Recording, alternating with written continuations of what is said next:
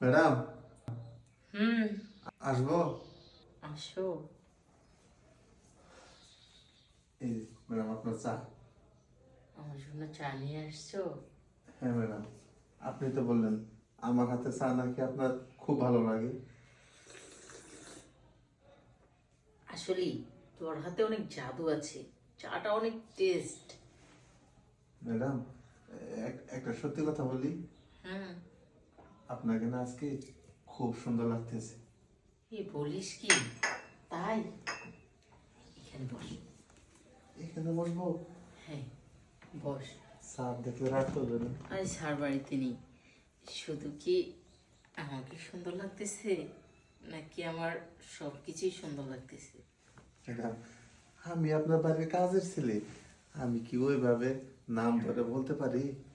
আরে সমস্যা কি? তুই সব কিছুই বলতে পারিস। আর যদি আমি পারমিশন দিই তাহলে বলতে পারবি না কেন? দেখ না, আমাকে আজকে কেমন লাগতেছে। অনেক সুন্দর লাগতেছে।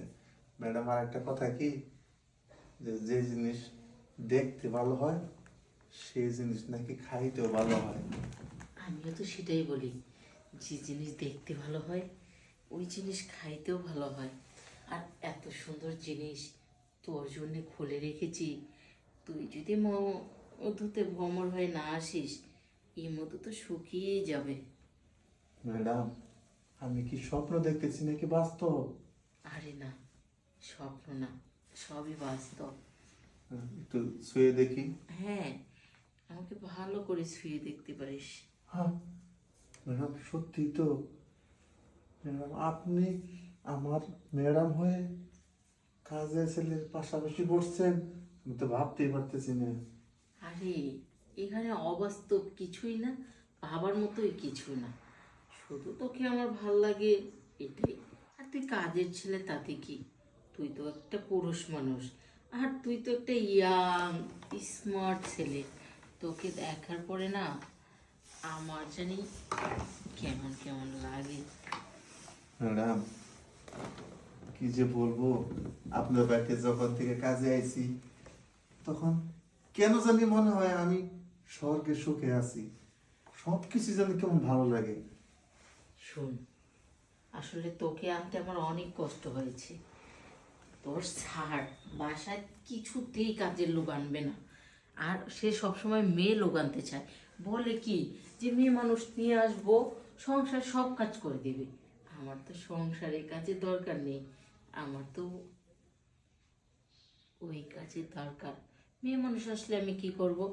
আমি তাকে অনেকভাবে বলেছি, ছেলে মানুষ আনো, আমার বাজার করতে হয়, অনেক সময় তুমি অফিসের কাজে আসতে পারো না, আমার মার্কেটে যেতে হয়, গাড়ি চালাতে হয়, মানে সব কিছু বলে আমি তো ওর মতো হ্যান্ডসাম একটা কাজের ছেলেকে নিয়ে আসছি। ম্যাডাম, আর একটা কথা বলি, হ্যাঁ। স্যার কি আপনার সাথে ঠিক মতো পারে? আরে ধুরু, স্বামীর কাছে যদি কোনো স্ত্রী শারীরিক সুখ ভালো করে পায়, সেই স্ত্রী অন্য পর পুরুষের দিকে ভুলেও তাকায় না। আর আমি তো পারি না বিদায়, তোমাকে দেখার পর থেকে আমার ভিতরের খিদাটা দিন দিন খালি বাড়তেই আছে। ও, স্যার তাহলে মনে হয় অক্ষম, তাই না? আরে অক্ষম বলতে, কত ওষুধ খাওয়াই, ওই ওষুধ খাওয়ানোর পরেও বলে আজকে 30 মিনিট সময় নিব, ওই 3 মিনিটের ডাইলে চাইলে একখানে খিচুড়ি করে ফেলে। ঠিক আছে ম্যাডাম, আমার মনে হয় স্যার ধ্বজভঙ্গ হয়ে গেছে, ওটা দেওয়া চলবে না আপনার। একদম আমার মনের কথা বলেছিস।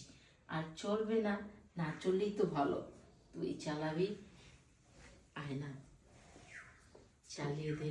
ঠিক আছে ম্যাডাম, আমি কাপটা এই জায়গায় রাখি।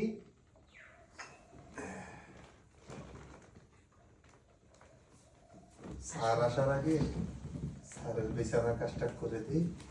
স্যার তো জানবেই না। আর জানবে কিভাবে?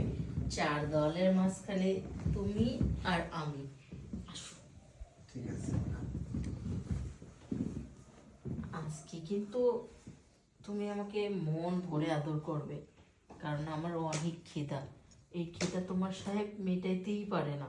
ম্যাডাম, আপনি তো জানেন না, ছেলেরা গ্রামে কাজ করতে করতে শরীরের সব অঙ্গই কিন্তু শক্ত থাকে, আপনি কুলাইতে পারবেন তো? আরে কি যে বলো না, তুমি কেমন স্ট্রং সেটা আমি তোমাকে দেখিয়ে বুঝেছি।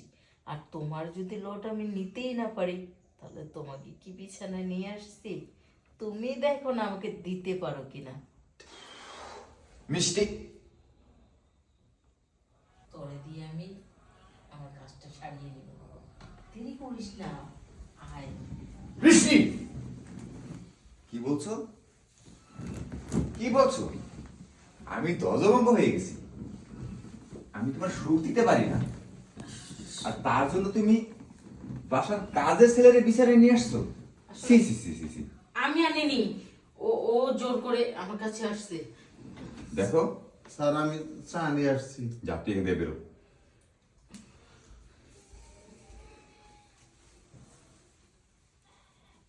তুমি ওরে ঘরে আনোনি, ও এসে তোমার সাথে জোর করে এই কাজ করেছে। আমি দরজার ওপাশ থেকে না তোমাদের সব কথাই শুনতে পারছি। আমি নাকি ধ্বজভঙ্গ হয়ে গেছি, তোমার সুখ দিতে পারি না, আর তুমি তার জন্য বাসায় একটা কাজের ছেলে নিয়ে আসছো, স্ট্রং, স্মার্ট, সুন্দর দেখে, যাতে করে তোমার চাহিদাটা মিটাতে পারে, তাই না? আরে তোমাকে আমি কিসের অভাবে রাখছিলাম? তোমাকে আমি সব কিছু দিয়েছিলাম, বাড়ি গাড়ি, টাকা পয়সা, স্বর্ণ অলংকার সব।